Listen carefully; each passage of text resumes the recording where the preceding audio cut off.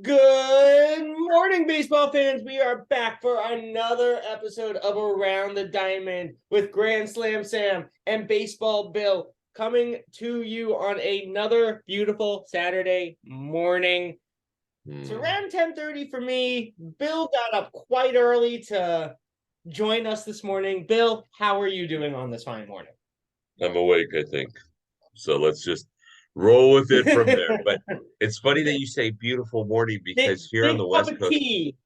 in California, here on the West Coast, we're supposed to get a major rainstorm and some flooding and all kinds of crazy stuff. So we might need our arcs to move around the next couple of days. So you're getting the rain you've needed for the last like 10 months? Well, we've been getting poured on the last couple of weeks. So we're Oh, well, yeah. good. Hopefully the drought will. Yes, exactly. well, Exactly. Exactly. Well, well, let's get this started, let's Sam. jump right. Yeah, no, I was gonna say let's just jump right in because the the saga is over. It has finally been completed.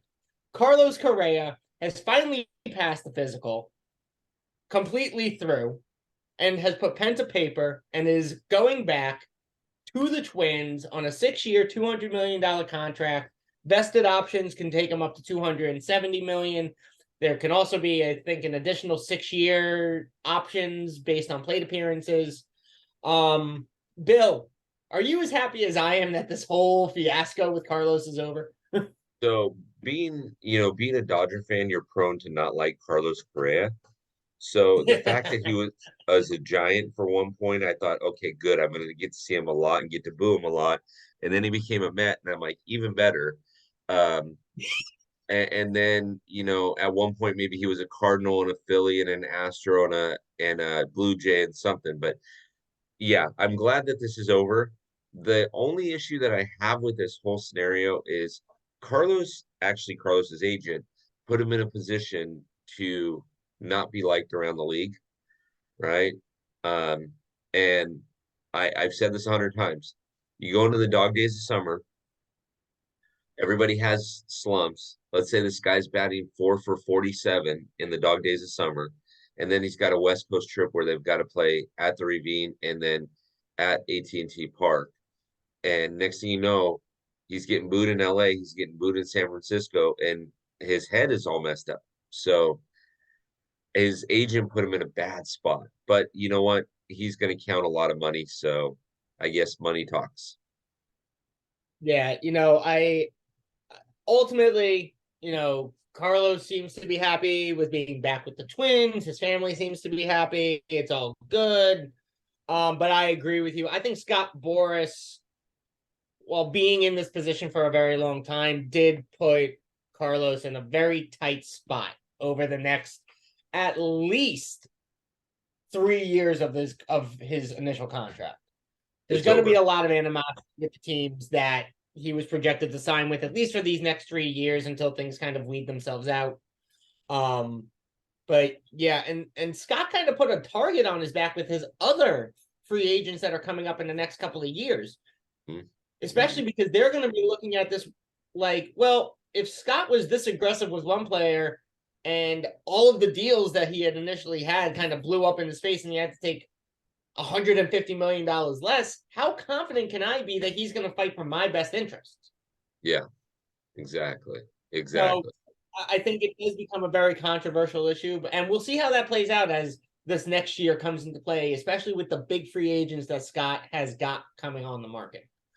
Um, Yep. Moving down though, we do have a couple of other big transactions that happened. Rafael Devers signed a fantastic extension with the Red Sox. He's going to be their hot corner for the next 10 years on a $313 million deal. I think this was a great move for Boston. Bill, thoughts? Great move. Great move. In fact, I was talking with a couple of Boston fans before it happened, and they said if we don't sign Devers, I'm not going to watch for a while because they're tired of being the Boston Red Sox of LA, right? Yes. Half of their team has come from us, and so yeah, there was one that was very passionate about it and put a string of words together that a sailor would blush at. So yeah, I think I know this who you're talking about, and I'd love to have that conversation with that said person. yeah. Trust me, they'll be on the show at some point this year. I promise. Yes. Yeah, Yes. Can't wait. yeah. Can't Well, wait. Well, a little was Brandon Belt is leaving San Francisco after 12 years. He's going to Toronto. I'm very happy for him. It's kind of a make or break for him. If he doesn't play well, I think he's going to retire at the end of the season. If he does play well, I think he may do another 1 year, 2 year contract somewhere else. But we'll see how that plays out. And then I think the one I'm most happy about is that Andrew McCutchen is heading home. the He's going back. Uncle one that Larry is heading back to the place where it all started. the one that I'm most excited about is the last one on this list. You talk about the saga being over. My Ugh. word. Well, the mutual hate between both of us and him can run deep and rivers of blood forever. For But it, yes, Trevor Bauer has been outright released from LA, and I don't know about you, but I have not seen one single report of a team finding any interest in signing Trevor Bauer. well, Bill, do you think that the baggage is going to impact him? yeah. So for a much different way, and I'm not comparing apples to apples here. This is definitely apples to oranges, but I think we just found our Colin Kaepernick of the MLB, where I mean, he may, if he's going to play, I'd be surprised if it was in the MLB. He may play in the Korean League or the Japanese League or something like that for a couple of years, try to prove that he's worth it over here. But I can't imagine another team. And somebody brought this up on a live that I was on recently. He had trouble in his high school with his high school team. He had trouble in college with his college team. He started in Arizona, had trouble there, went to Cincinnati and had a relatively decent career, but then had trouble there. Cincinnati shipped him off to Cleveland. He got frustrated with Terry Francona taking him out of a game and threw a ball over the wall. So Cleveland has said, hey, no more. And now the Dodgers take him on, and he was a model citizen for, you ready? Drum roll, 17 games. That's all he pitched. 17 games. And so, but he's laughing because he's Now getting you have to pay him $30 million. How do you feel? $22 million is Oh, what we got to 22 pay him million. at. Yeah. So he's laughing all the way to the bank because he gets to sit home and collect $22 million. But I don't know based on his social media. I don't know Trevor Bauer. I'm sure he's a good dude. I'm sure he's a great guy to break bread with. But I'm going to say that based on the way that he acts on his social media, maybe his ego has gotten in front of him a little bit and he still wants to play. You know, if I were Yeah. him, I'd start a media company or something like that with all the money I made. He's made close to $100 million in his career. If he can't live on that, are you kidding me? So yeah, No, I agree. I think um I think Trevor Bauer needs a strong reality check. Like a super strong reality check. Like he needs to be put in his place to the point where it's like you can be you can have that energy, you can have the excitement, you can have the passion that you have, but the cockiness, the back talk, the locker room aggression, those things can't happen. You create a toxic environment that teams don't want, you know. And I agree. I think maybe if he goes over into some international leagues for maybe a couple of years, realizes that he's not only the greatest, that he's not the greatest thing since sliced bread, you know, realizes that to be a part of a team, you need to play as a team, you know. It I've been watching, I'm not sure if you've seen it, but Ted Lasso. I've been watching Ted Lasso a little bit more recently, and Trevor Bauer reminds me of Jamie Tart a lot from Ted Lasso. Comes in with a real cocky mentality. I'm the greatest thing ever. It's all about me. It's all about me. And that's all season one. And then you go to season two and he becomes this no name. No one wants him. His attitude pushed people away, and he has to go back to his roots, and he has to learn to be a team player and understand that you can bring out that cockiness in a certain aspect, but overall, it's a team sport. This is not the Trevor Bauer show. This is the team show. Yep. And you got to play as a team if you ever think you're going to succeed in this league. I don't think anyone in baseball would say otherwise. Correct. So, but all of that aside, we can now put the Carlos Correa and the Trevor Bauer sagas to rest. Yes. We can now move on with our lives and get ready for baseball this year. Spring training is around the corner. What's the countdown? What is this countdown we are looking at? Do you know what the countdown is to spring training right now? I think it's 72 or 73 days until opening day. So that's all I'm caring about. We have it is 73 days, I believe you're right, on opening day, but the current countdown tracker is 30 days and 13 hours until pitchers and catchers report. And to me, that is the best time of year. Once pitchers and catchers report, baseball has truly, truly started. We can start talking about how these guys are looking. We can start seeing them into the clubhouses. We can start seeing them throwing balls, real action. It's going to start getting good. And around the Diamond fans, not only that, Bill and I will be at spring training this year, seeing the action live. It's going to be awesome. We'll definitely be having some lives while we're there. I know I'll be doing some lives with Bill while I'm there. I'm sure Bill will want to do some lives with me while we're there. You're definitely going to want to watch out because it's going to be great.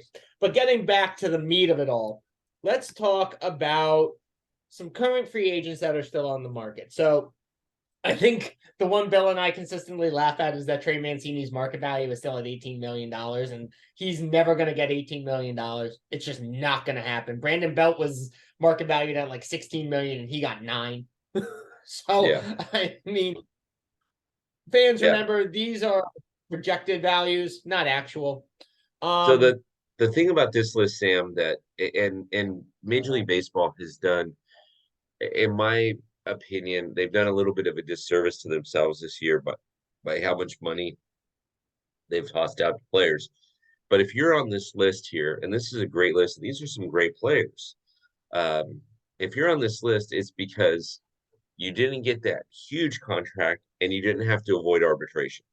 So the rest of this stuff is just, mop up work now. Greinke will get a deal someplace. Aroldis Chapman may not. I mean, he's a weird dude, but Sanchez is still on there, which you and I both are surprised about. Mancini, but a lot of these guys, Tommy, I want to play in your fantasy football league, fam, right? So a lot of these guys are still here because they weren't the top tier that were going to get the $400 million contracts, but they're really good players and they deserve to still be in the game. Yes. Yeah, I agree. I definitely think Greinke's going to get a contract somewhere. I think he's looking at somewhere in the 3-5 spot for a rotation, just kind of looking to round out a strong rotation and still be a solid contributor to the team. Greinke's got maybe between 1 to 3 years left in the tank. I wouldn't say he's worth a 5-year contract, but I would say he's probably got enough in the tank to go anywhere between this year and 2025, 2026. Gary Sanchez, I'm still surprised. His defense and his offense last year really started to pick up, leaving New York and going to Minnesota. So I think he's going to get signed somewhere on like a prove-it contract. Trey Mancini's, if Trey Mancini really thinks he's getting $18 million, he's not going to play this year. It's just not going to happen. But yeah, this is a list of really solid players that I think once spring training starts and you start to see how guys are playing, you're going to start seeing these guys being invited as non-roster invitees, earning their spots, and that's when contracts are going to start really more coming to fruition. That's just my opinion, but I think based on this list, you've still got a lot of solid guys out there that can fill a lot of holes for a lot of teams. Duvall is still a solid right fielder. David Peralta is a solid left fielder. Cesar Hernandez, there's definitely some teams that need second baseman. So Cesar Hernandez, I could definitely see being signed probably actually within the next 30 days before spring training starts. But yeah, I think more of this will play out between the last couple of days before pitchers and catchers report and by the end of spring training. That's when I think these guys are really going to start their markets. They're going to be off the market by then. Absolutely. I agree. Most of these guys will be. So, all these guys will big play. deal that happened. Yay, Yeah, arbitration. no question. Yeah. Arbitration officially ended yesterday. All of the if you agreed to your contract in arbitration, it was agreed to and signed on the dotted line yesterday. I think there was maybe 15 players that didn't agree to arbitration and are going to go to, or didn't agree to their contracts and are going to go to arbitration. Is that right, Bill? Yeah, somewhere like in that. Yeah, 10 to 15 round. But most of the players this year did sign their arbitration contracts and are gonna, or did sign their contracts on 1-year deals and are gonna avoid arbitration. And just looking at some of these names, boy oh boy, did some of these guys make some big bank. I think, in my opinion, the one team that kind of overspent, or the team that did overspend, was San Diego. Bill, would you agree? What would your thoughts be on that? Maybe, but again, you got to play the long game on this, and so San Diego doesn't want to piss Juan Soto off, so that next season when he's he can opt out and be a free agent, that he doesn't come back. They want him to come back, so it was almost. I'll bet you in that room it was almost a sweetheart of deal. Hey Juan, what do you want? Oh, I want $23 million and your second child. Okay, good. You'll have my second child and $23 million. Like, I don't think there was a lot of negotiation there. I can't imagine there was. I wouldn't. I think seeing what is potentially going to happen with San Diego towards the end of this coming year, or what could happen even during the season for San Diego, right, is the reason why they gave him this contract, because Manny Machado has expressed interest in opting out. So Machado could say by midseason before the trade deadline, hey, I'll waive my no trade clause. Here are the teams I would be okay being traded to. Figure it out. He could offer that to, alleviate some of the struggle from San Diego and not having to opt out of it. But Manny's not that dude. Manny's not that cool. Manny's just going to opt out. Yeah, you think he's just going to play the season, and if they don't succeed, he's just going to... Yeah, he's not going to opt out. No, Manny. So this is, in my view, I think this is San Diego going all or nothing, right? Because Manny will opt out at the end of the season, it sounds like. Juan Soto is going to try to demand a $700 million deal or something ridiculous, right? And by the way, for a guy that had a couple of really good seasons but is now batting .230, he better step it up this year. Otherwise, he's not getting that. And then you've got the elephant in the room, right? You've got Fernando Tatis. How does Fernando Tatis play into this whole thing? Is he a model citizen, or is it something where at the trade deadline, the Padres are looking to move him? So if you lose Fernando Tatis, you lose Juan Soto, you lose Manny Machado, you've lost a lot of big sticks there. The one that, but the savior of this whole thing is the Padres sign Nelson Cruz. He will save it all. He will save it all.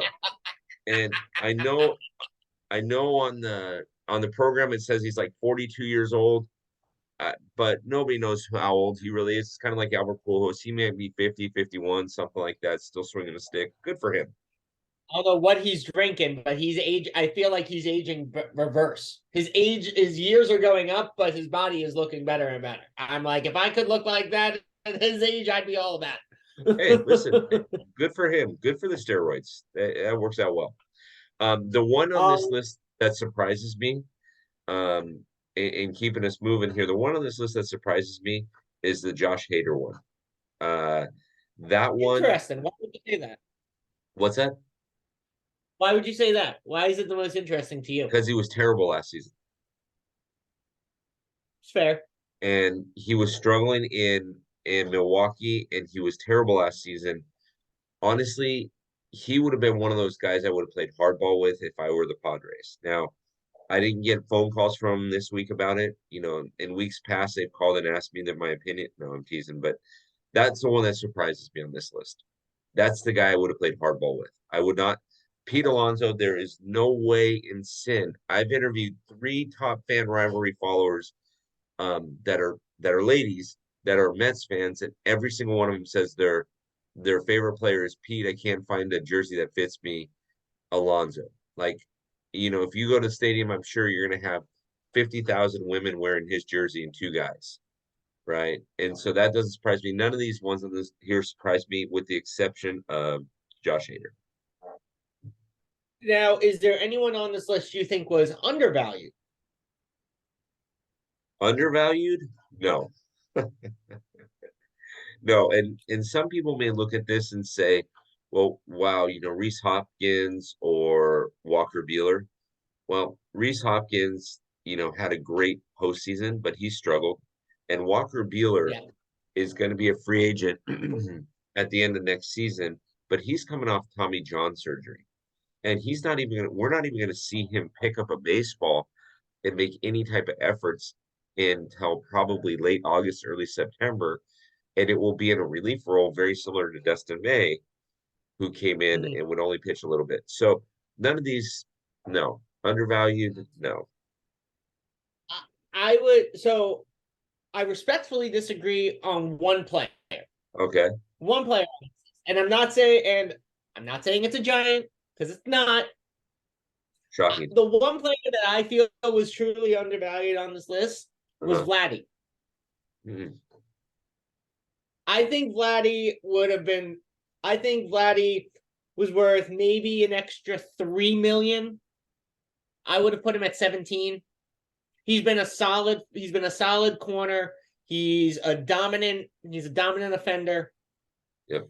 I mean, the fact that Toronto hasn't already put a massive contract in front of him to lock him in for the long run Mhm. really, really shocks me. You So know, again, this is just my personal opinion. I think Vladdy, if he doesn't get, if it's not done by midseason, it will be done in the offseason next year. But Vladdy will be a Toronto Blue Jay, in my opinion, for the rest of his career. he's a lot like his daddy, though. He's a lot like his daddy. He can hit really well, but if he doesn't have guys around him where they are forced to pitch to him, then he's not all that awesome, right? And Fair. you know, the Blue Jays just signed a first ballot Hall of Famer and Brandon Belt to play first base. Um, I mean, I'm guessing Brandon's going to get 100% of the vote for the Hall of Fame on the first ballot. I actually don't even think they're going to make him wait the 5 years. I think Brandon will just go in the year that he retires. No, I'm being facetious, but Yeah. you, I was gonna say you really held a serious face while you were saying that. I was waiting for you to start yeah, cracking. I'm being facetious. So, but they do have a lot of sticks around there in Toronto, but some of these guys aren't as like Bo Bichette was arbitration. Some of these guys aren't totally happy up there. So if you lose a Biggio up there or a Springer up there, and all you got is Bo Bichette and I'm sorry, first ballot Hall of Famer Brandon Belt, um, backing him up, Vladdy's not awesome because he can pitch around him. So I don't know that I would have given him the extra 3 million.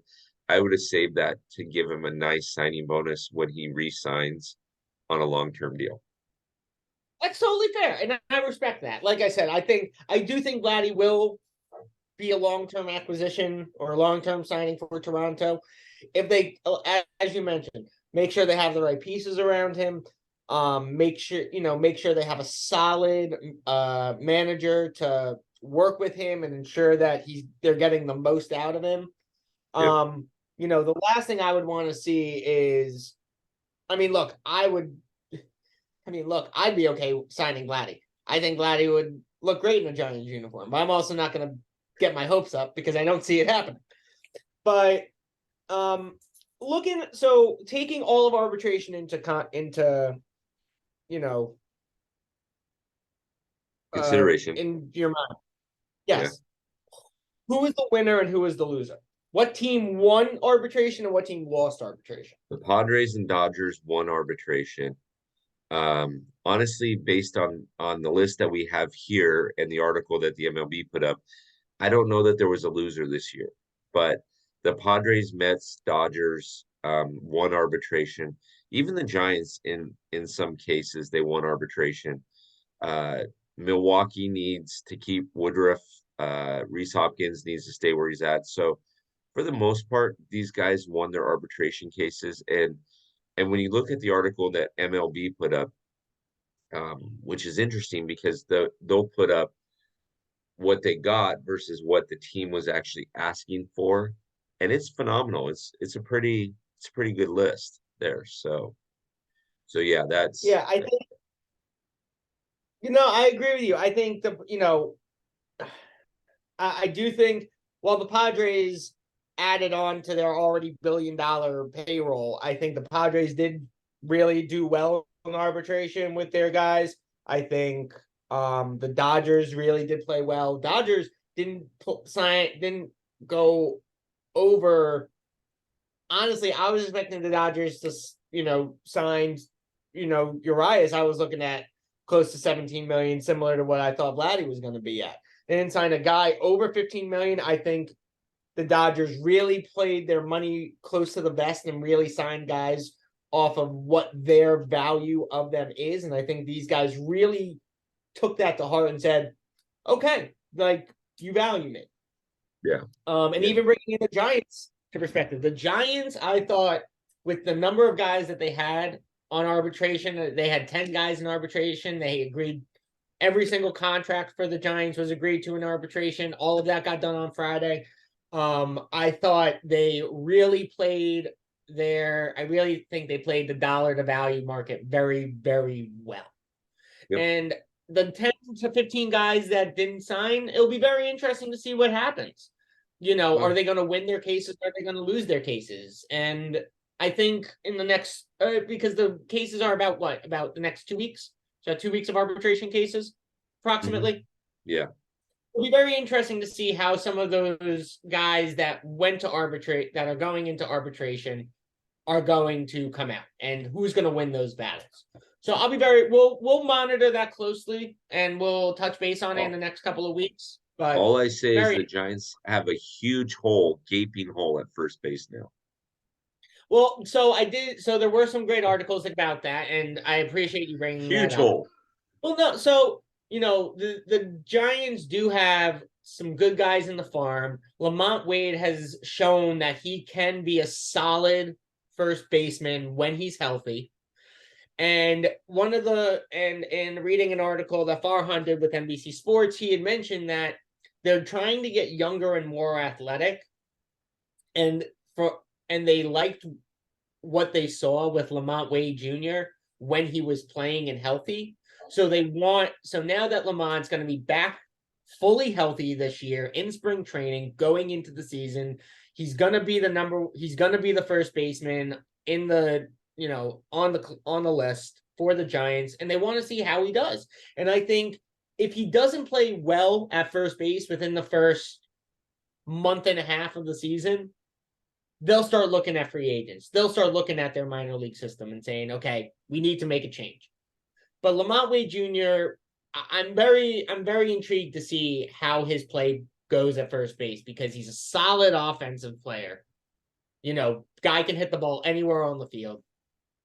And like I said, when he's healthy defensively, I think he can be, isn't right now, but can be a top first baseman. Yeah, but he's not a first ballot Hall of Famer like Brandon Belt. No, I mean, let's go. But like I said, a lot of these things are going to play out over the next month and a half to 2 months as we go into the start of the season. In the next 75 days, a lot of things will be played out. But, we're going to keep an eye on this. we're not going to just end the arbitration talk here because again, we still got about a week and a half to 2 weeks of arbitration mediation that's got to go on. So we'll see what plays out with the guys that didn't sign. But to kind of wrap up this week, Bill, take me through the schedule for next week. Who do we got coming on and what's going to be happening? Because you have Thursday as Jackie and Friends. I'm curious to see what's going to happen there. Yeah, it's gonna be a unique week for the podcast. So Jim has already been on. She's been fantastic. That will drop on Monday. She's a huge Dodger fan. She lives in the Bay Area, which is kind of unique that way. Angie is a Buffalo girl, born and raised in the LA area. She lives in the Buffalo area now. Huge Dodger fan. She's very unique in that sense. I'm trying to get her and her husband on. She's been on before. Her husband is a Yankees fan, so I'm trying to get both of them on to kind of have a little bit of a rivalry there. Wednesday, I'm going to give you some thoughts on how things have played themselves out. Jackie and Friends on Thursday. This is a group of Astro fans, and there could be as many as 9 Astro fans. So I'm sure there's a joke in there that says, 9 Astro fans and a Dodger fan walk into a bar. I'm sure there's a good joke that starts out someplace there. But Jackie's phenomenal. She's been on the podcast. She's written articles. She's absolutely phenomenal. So is Jim. So is Angie. They're great people. So it's going to be a fun week of the podcast. And honestly, it's been very apparent to me that the podcast is picking up steam. Top Fan Rivalry followers are listening to it more. Even in the off season, we're scheduled to have the highest download month that we've had. So thank you, Top Fans. We are very pleased by that. And to fully wrap up today, we got to give a shout out to Top Fan Rivalry as always. They have great articles, great podcasts, and not only that, they have awesome merchandising. Let me tell you. They not only have shirts and koozies, but they put out fantastic hats. Bill was kind enough to send me a preview of some of the new hats that are coming out. And let me tell you, this black and orange giant color is a really nice combo here. So you could get all of this great merchandise on topfanrivalry.com. Use the code GRANDSLAM, all caps, to get 10% off your purchases. But keep a lookout.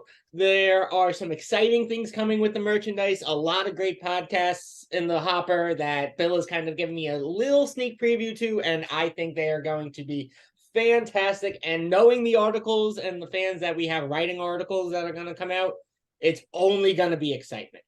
Yeah, Bill.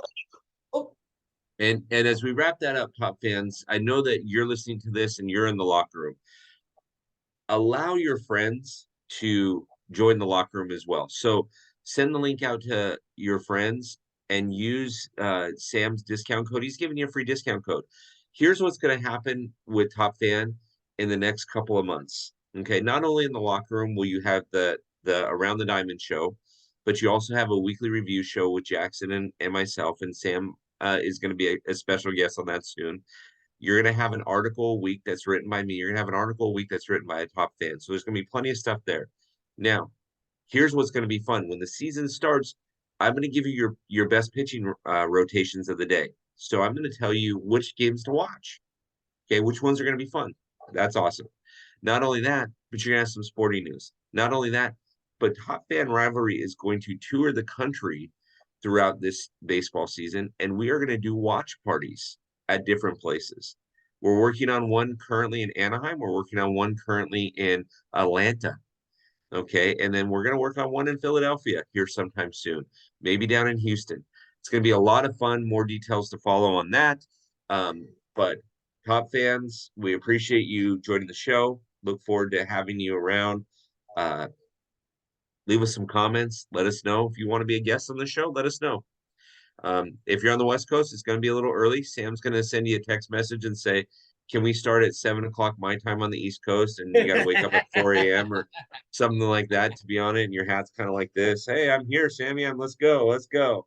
But anyways, we're going to have a great time. Please join us. A lot of fun. 73 days until the opening pitch or the opening day. So it's going to be a lot of good times.